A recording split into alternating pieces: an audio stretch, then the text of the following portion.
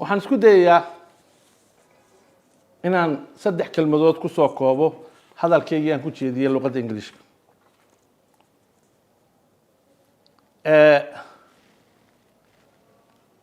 halgankii lala halgamay gumaysigii Soomaali u talin jiray qaybna ay haysteen Itaaliya oo Talyaanigu joogay Soomaaliya qaybna ay ahayd gobolada waqooyi ee hadda la yiraahdo Somaliland waxaanu tacab badan aanu gelinay oo awoowayaashay iyo adeeraday geliyeen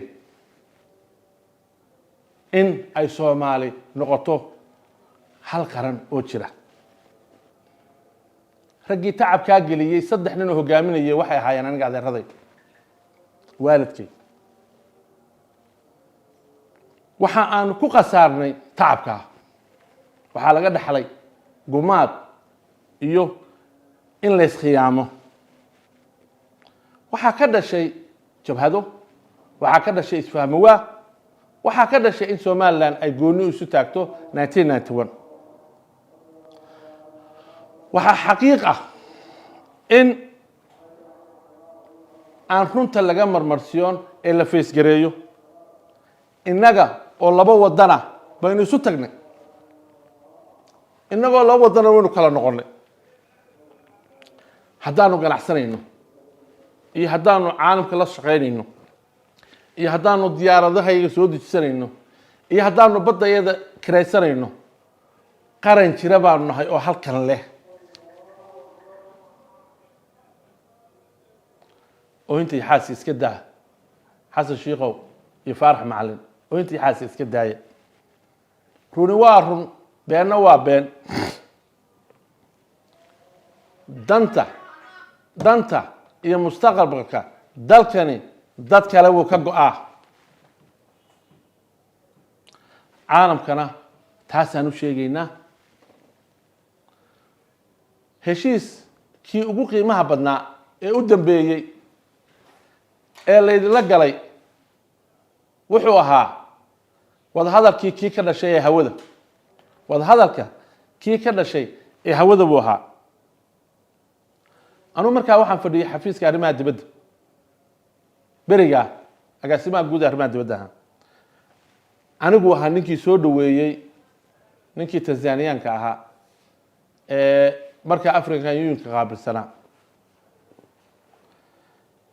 wadahadaladii berigii furmay waxay dhaleen waryaan Ikawa iyo Canada iyo Nairobi xoolaheena qaadanine inagu waxaan isu qabnay ma kala goosanaa oo musla soo wareegnaa waxa ka dhashay inaad khiyaanteen haddana oo aad tiraahdeen annaga leh haddana aad isku dayeysaan inaad xoog ku qabsataan airport aydan lahayn waxaan ku soo dardaarmayaa munaafiqa waxa lagu yaqaanaa 3 إذا حدث كذب وإذا وعد أغلف وإذا تؤمن خان صدح دابا سياسيين تيني كونفورتا وكم مغلاني aynu run isugu dhimaadno. Today in my office in Hargeisa, capital of Somaliland Republic, I would like to explore a very short summary speech regarding current Somaliland and Somalia conflict. We hereby a little bit evaluating the discussion and performance of the complex politics in the Horn of Africa. Yes, it's a reality that Somaliland government had memorandum of understanding with Ethiopia, which is intending to obtain mutual benefits, where Ethiopia will have access to the Red Sea and obtain 20 kilometers of sea gate to settle their maritime forces as a lease conflict. And Somaliland will gain a full sovereign government recognition from Ethiopia government and their friends and international society. There are many other countries which reacted regarding to this agreement positively and negatively. Somali federal government is among those countries which became opposed and devastated. President of Somali government condemned this agreement openly in many occasions, and he accused Ethiopia as invading his country. Then we need to ask him the following questions. Does he has any capacity and authority to control Somaliland territory? The answer is simple, is no. Can he pay any fees to Somaliland? The answer again is very simple, and it is no. Mr. Mahmoud has no ability, authority, capacity to travel from his own town, Mogadishu, to the next town, Balad, which is only 30 kilometers. The international community and every country in the world is well known that Somaliland gained independence in June 26, in 1960, from British protectorate. While Somalia obtained independence in July 1st, 1960, which was 5 days later. It's well recorded that the people who put in the most efforts for the freedom of Somalia were Somaliland citizens. It's also a fact that 5 men who mediated freedom of Somalia, Somali society in London in the year of 1959, all came from Somaliland. We might also agree that Somaliland citizens invested effort and time to establish Somali Republic in 1960, where 2 states agreed to establish one government.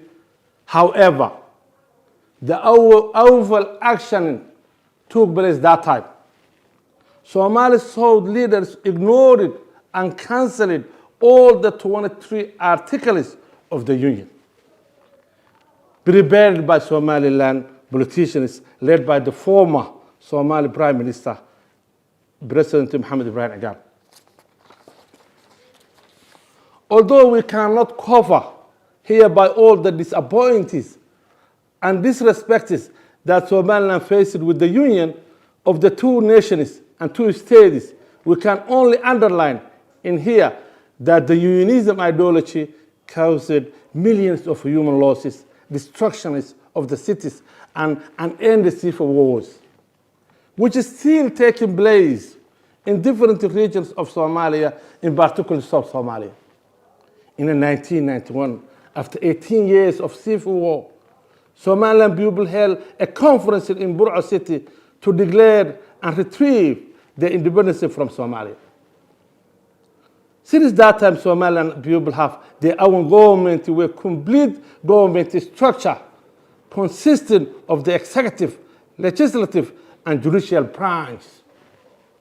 Somaliland held 4 presidential elections of the one man, one vote, which is international society observed. Everybody can clearly and easily prove all above history and background I state today.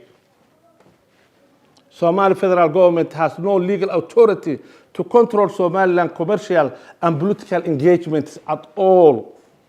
It is not the first time that Somali federal government tried to stop Somaliland business projects, but the previous failed to stop. For instance, Somali government were opposing the DP World Port Agreement with Somaliland. However, this project was finally implemented, proceeded with no influence of Somali government. I wanted to conclude that Somali government and its citizens are wishing the best future of the Somali society and Somali federal government. But we hereby repeatedly inform you that your opinion is insignificant and that you do not have the capacity and ability to influence Somaliland government activities. We suggested that 2 neighbor brothers countries, Somalia can be more productive in that way. We can only invite you, Mr. Mahmoud and his team, to create stability in your own towns. You fail to have your own security guards, and you are still under care of the African Union forces. We have been closely monitoring all your speeches and arguments. Sorry that you exaggerated. You were trying to all the time ignore Somaliland existence, but showing the world that you are dealing with Ethiopia, which is not true.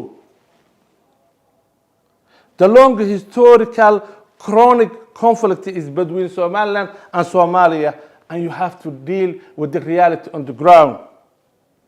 Don't try to hide the reality. We wish you the best, but you have to face the reality. I do thank you, all of you guys.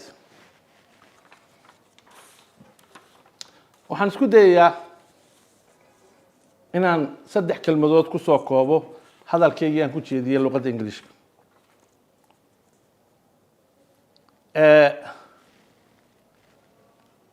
halgankii lala halgamay gumaysigii Soomaali u talin jiray qaybna ay haysteen Itaaliya oo Talyaanigu joogay Soomaaliya qaybna ay ahayd gobolada waqooyi ee hadda la yiraahdo Somaliland waxaanu tacab badan aanu gelinay oo awoowayaashay iyo adeeraday geliyeen in ay Soomaali noqoto hal qaran oo jira. raggii tacabka geliyay 3 nin oo hogaaminayay waxay ahaayeen aniga adeeraday waalidkay. waxa aan ku qasaarnay tacabka waxaa laga dhaxlay gumaad iyo in la iskhiyaamo. waxaa ka dhashay jabhado, waxaa ka dhashay isfahmawaa, waxaa ka dhashay in Somaliland ay gooni isu taagto 1991. waxaa xaqiiq ah in aan runta laga marmarsiyoon ee la feesgareeyo innaga oo laba wadana baynu isu tagnay. innagoo laba wadana waynu kala noqonay. haddaanu ganacsanayno iyo haddaanu caalamka la shaqaynayno iyo haddaanu diyaaradahayga soo dejisanayno iyo haddaanu baddayada kiraysanayno qaran jira baanu nahay oo halkan leh.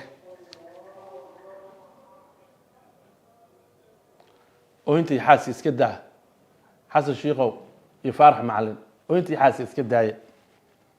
runi waa run, beenna waa been. danta iyo mustaqbalka dalkani dad kale wuu ka go'aa.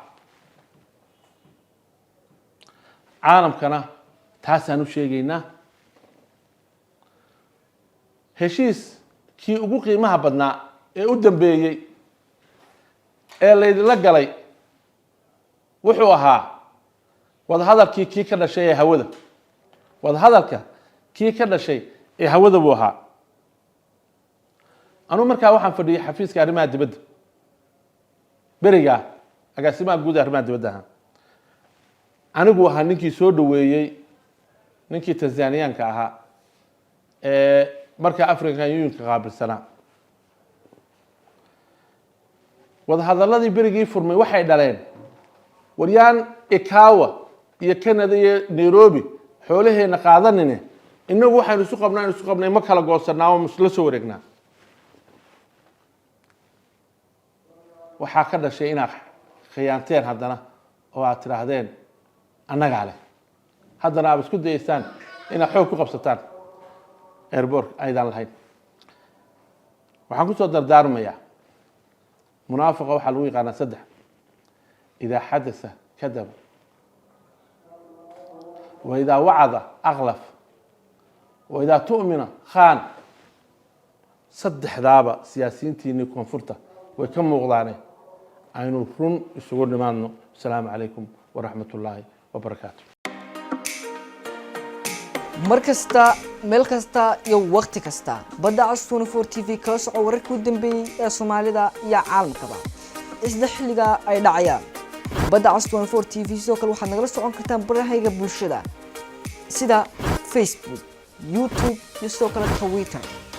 si aad u noqoto qofka ugu horeeya ee daawada muuqaaladeeda aan soo gelino fadlan subscribe saar gambalaalka riiq barteeda YouTube. sidoo kale like iyo follow